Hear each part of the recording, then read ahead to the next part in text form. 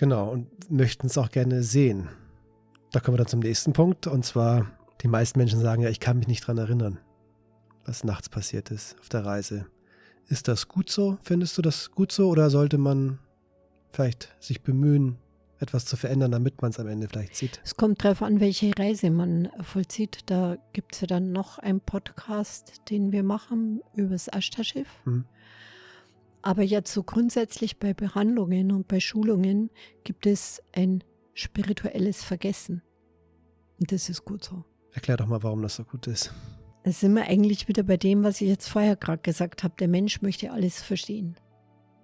Und das ist zwar menschlich nachvollziehbar, aber im Spirituellen und im Energetischen nicht gerade sehr förderlich. Weil der Verstand begrenzt ist. Und mit dieser Begrenzung reduzierst du den energetischen Fluss. Also umso weniger du verstehst und umso mehr du vertraust, umso mehr kann dieser energetische Fluss sich ausdehnen und etwas in dir bewirken. In dem Augenblick, wo du es zerredest oder wo du den Prozess des Denkens beginnst, um es verstehen zu wollen, hält schon fast die Energie wieder inne. Deswegen gibt es ein spirituelles Vergessen. Jetzt stell dir mal vor, der Mensch würde sich ständig daran erinnern. Also erstens mal, der Mensch möchte halt wirklich alles verstehen. Und dann stell dir mal vor, was das auch, er kann es ja nicht begreifen. Die Begreifbarkeit, also der Verstand ist größer als die Begreifbarkeit. Und wenn die Begreifbarkeit sozusagen sich bündelt und in dem Verstand eindringt und der Verstand aber noch Platz hat, dann dehnt sich diese Begreifbarkeit aus und dann kannst du auch wahnsinnig werden. Weißt du?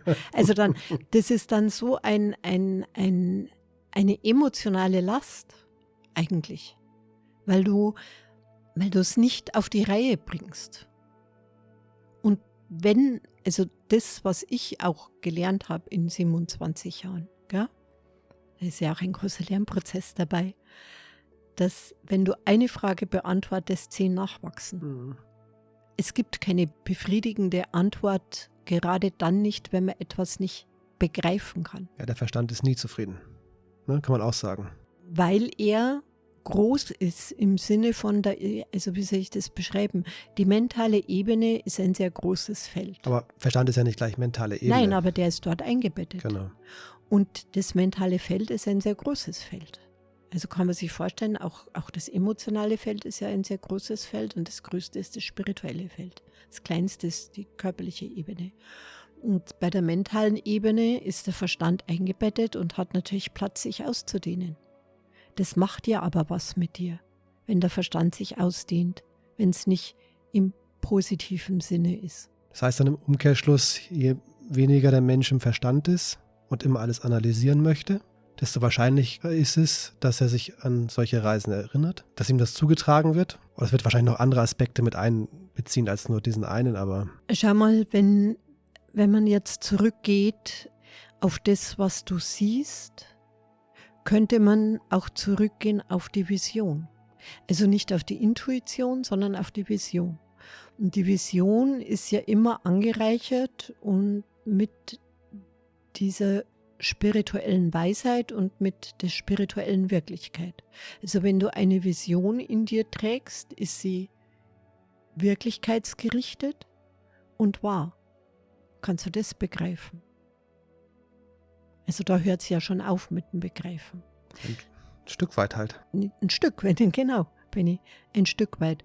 Und ein Stück weit heißt immer, dass diese Begreifbarkeit in dem Verstand eingebettet wird und der Verstand aber größer ist und du es dann, also eine Begreifbarkeit in energetischen wird ja irgendwo eingebettet.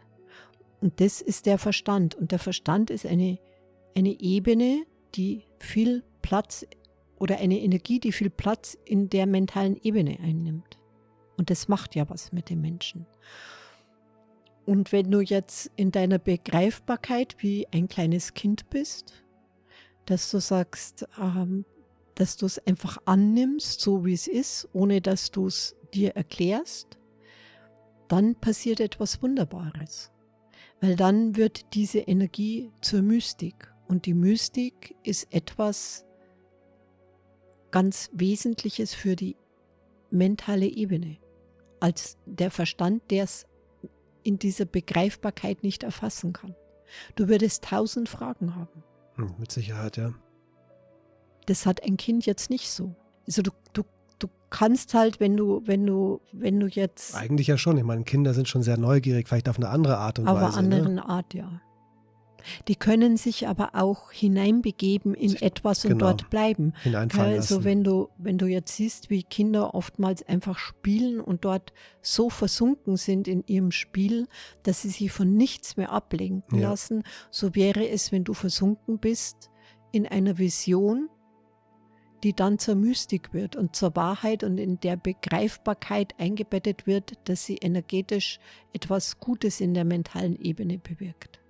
Also diese mentale Ebene ist eine Ebene, die schwierigste Ebene, die wir tragen, mit der wir zu kämpfen haben in dieser Dualität.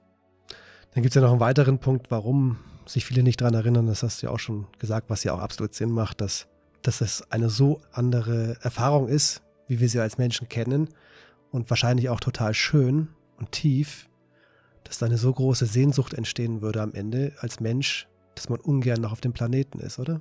Ja, auch das ist natürlich, also da lehne ich mich aber jetzt weit, weit aus dem Fenster. Aber das gibt ja Menschen, die so Nahtoderlebnisse auch hatten, die dann auch nicht mehr eigentlich leben wollen, weil sie sagen, das war so wunderschön, was ich da erlebt habe.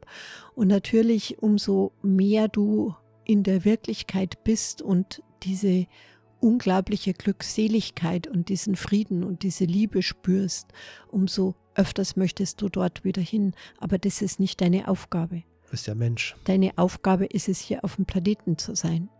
Das ist deine Aufgabe. Es sei denn, es wird zu deiner Aufgabe. Es gibt es ja auch, sagen wir es mal so. Ne? Das möchte ich jetzt eigentlich nicht so gerne, weil also ich finde, wir haben die Aufgabe, hier zu sein und hier unser Bestes zu geben und zu machen, um dass der Planet nach Hause zurückgeführt wird. Benni. Sehr gute Antwort, Biene. Ja, das birgt ja auch eine Gefahr in sich, gell? Ja, alles. Ja, aber ich möchte nicht dafür verantwortlich sein. Und es ist sowieso so, dass zum Beispiel also die Kinder aus der Sternensaat, ja, also die Menschen, die aus der Sternensaat stammen, die haben sehr viel Sehnsucht nach der Wirklichkeit. Ja. Und die fühlen sich oft sehr einsam und traurig und verwechseln oftmals dieses Gefühl mit etwas oder sie bewerten es als Traurigkeit und Einsamkeit. Und letztendlich ist es aber nur die tiefe Sehnsucht. Und auch das, also auch die Sternensaat hat, die Kinder aus der Sternensaat, die haben auch die Aufgabe, hier zu sein und ihren Beitrag zu leisten. Obwohl sie eigentlich gute Reisende sind, oder? Sehr gute Reisende. Und trotzdem wäre das für ein Wesen aus der Sternensaat, einer Seele aus der Sternensaat, schwierig, diese Erinnerung zu viel mitzunehmen auf diesem Planeten, ne? Weil eben schon so eine Grundsehnsucht da ist. Da wäre die Sehnsucht dann zu groß und man würde sich auf dem Planeten nicht mehr wirklich wohlfühlen. Impliziert das nicht auch gleichzeitig, dass je wohler man sich fühlt auf dem Planeten, desto wahrscheinlicher ist es, dass man sich an diese Reisen erinnern kann? Ja, also man darf ja nicht vergessen, also das ist etwas Grundsätzliches und ich glaube, dass die Menschen zu sehr Unterschiede machen und sagen, ja, und da bin ich gereist und da war ich dort und da war ich dort. Wir sind ja alle im Universum. Also das vergisst man sehr oft. Sag das bitte nochmal. Ich glaube, ich weiß schon, was du meinst, aber vielleicht erklärst du das noch ein bisschen deutlicher, was. Also wir sind ein Teil des Universums und dass wir uns frei bewegen im Universum ist unser gutes Recht. Nur dadurch, dass unser Planet etwas verschoben ist von den göttlichen magnetischen Linien, machen wir es halt so. Aber letztendlich ist es ein Bewegen in unserem Zuhause, im Universum. Also wenn Quintus sich öffnet und die Energien wirklich ganz anders zirkulieren, wird ein Reisen im Universum, ich möchte jetzt nicht sagen etwas Normales werden, aber auf jeden Fall man wird sich daran erinnern.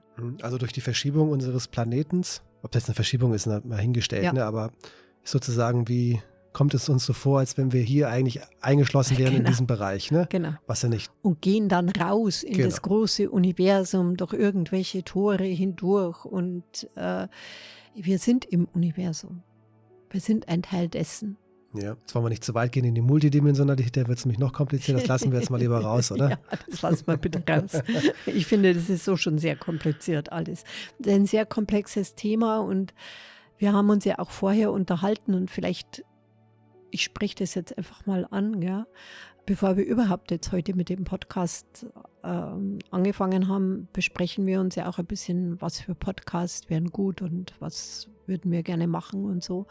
Und es gibt einfach bestimmte Themen, die wären vielleicht sehr, sehr interessant, aber so komplex und so schwer zu erklären, dass meine großen Bedenken sind, dass die Menschen denken, hier sitzt der Bekloppte. Und was erzählten die da? Weil wieder der Verstand, also die Begreifbarkeit, der Verstand kann es nicht erfassen. Und wenn du etwas nicht erfassen kannst, du bewertest ja, was du hörst. Also wenn jetzt ein Mensch einen Podcast hört, ja, muss er ihn ja bewerten, sonst kann er ja gar keinen Kommentar schreiben.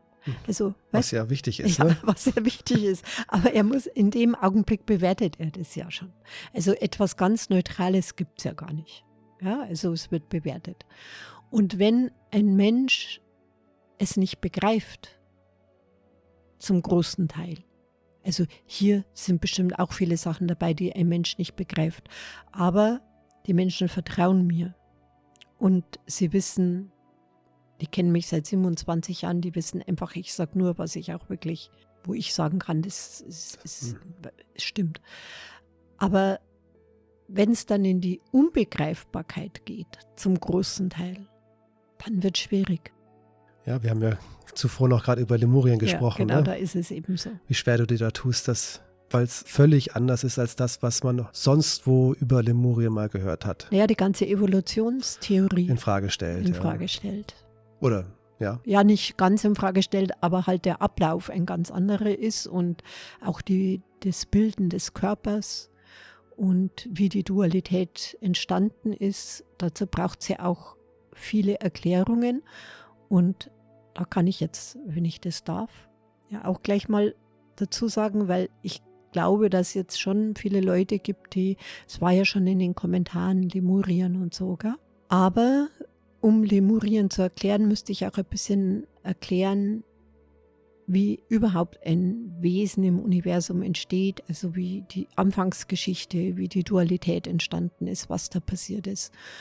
Und es gibt, also wir zwei haben uns da schon öfters drüber unterhalten, einfach Menschen, die dann wirklich auch böse Sachen machen. Und da gibt es einen Podcast mit einer ehemaligen Crown-Schülerin, wo dann der Titel ist, die Sangita oder Crown-Schule oder was weiß ich, betet Luzifer an. Ja.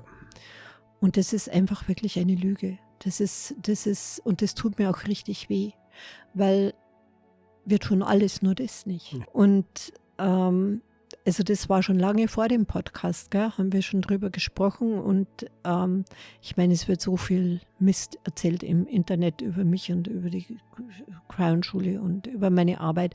Das finde ich alles nicht schlimm. Ja, das ist halt einfach so, wenn man öffentlich ist. Aber so eine Lüge zu erzählen, das hat mir schon wirklich in der Seele wehgetan. Ja, und Gell? da Und muss du man weißt aber auch mal das, ganz gell? klar sagen, ich habe Ja. ja mal einen Kommentar darunter geschrieben und habe versucht, denen klarzumachen, dass das so nicht stimmt, dass das du niemals so sagen würdest, wie sie es dargestellt haben. War eigentlich auch sehr schlüssig, war nicht angreifend und mein Kommentar wurde leider gelöscht. Ja, die wollen das halt. Gell? Und jetzt habe ich ja noch das große Glück, Also das muss ich jetzt wirklich auch mal sagen, ja, auch wenn wir jetzt vom Thema ein bisschen wegkommen, aber ich habe jetzt noch das große Glück, dass unsere Leute so wunderbar sind. Ja, die stehen einfach hinter mir und mich gibt es halt schon 27 Jahre. Und mich kann man jetzt sozusagen in Anführungsstriche nicht mehr vernichten. Also Wenn man es versuchen wenn würde. man es versuchen würde. Also das geht einfach nicht mehr. Aber wäre mir das Ganze vor 20 Jahren passiert, dann würde es meine Arbeit heute vielleicht nicht mehr geben. Und was ein Mensch so anrichten kann, wenn er einfach, und das ist ja wirklich Lüge. Also so, wenn man jetzt, darf ich noch was sagen? Naja, weil wir jetzt so wegkommen, aber das finde ich jetzt auch noch wichtig, weil das kann man dann mal erklären. Ich glaube, es ist immer noch im Internet irgendwie, wo damals die Tsunami-Opfer waren, ja, mit Thailand, Ja. wo es geheißen hat, Sabine Sangeta sagt, habt kein Mitleid. Ja. Das musst du dir mal vorstellen. Was gesagt worden ist, war, habt kein Mitleid, sondern Mitgefühl, weil Mitleid bedeutet, dass du leidest und das macht dein Gefühl dazu eher verschließt es. Ja. Ein Mitgefühl macht dich offen und du bist empathischer. Das wurde halt praktisch geteilt und wurde da reingesetzt. Hat mir auch damals geschadet. Ja, wie es gern die Medien manchmal machen. Ne? Ja, und das mit dem Podcast, deswegen bin ich da auch so vorsichtig, weil einfach die menschlichen Worte, ich muss oft mal menschlich was erklären, damit es die Menschen auch wirklich verstehen. Und ich weiß jetzt nicht, ich habe den Podcast nie gehört übrigens, gell? Du hast ihn für mich angehört. Aber mir hat es in der Seele wehgetan, weil das definitiv eine Lüge ist. Ja, wie gesagt, ist ja genau das Gegenteil, von dem wir die ganze Zeit sprechen. Absolut. Aber dieser Kanal, der zieht ja alles in den Dreck. Ne? Der zieht sogar selbst Yoga. Also, okay, alles klar. Yoga oder Kurs in Wundern. Ne? Naja, aber was daran mich so, was mir da auch so wirklich wehgetan hat, war, dass es eine ehemalige Crown-Schülerin war.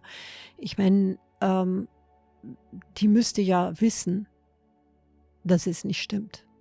Ja, also ich glaube, wenn ich jetzt Tausenden von Kunden fragen würde, jeder würde sagen, wir folgen den Spuren der Liebe. Ja, das ist gar keine Frage.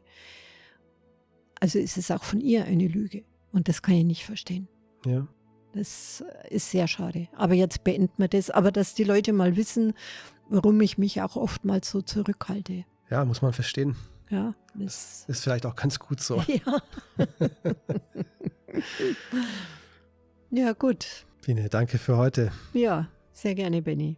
Dann geht es das nächste Mal weiter mit dem Ashtar-Schiff. Mit dem Ashtar-Schiff, da freue ich mich auch drauf. Okay. Das ist etwas sehr Schönes. Ich bin gespannt. Okay. Gut, Benni.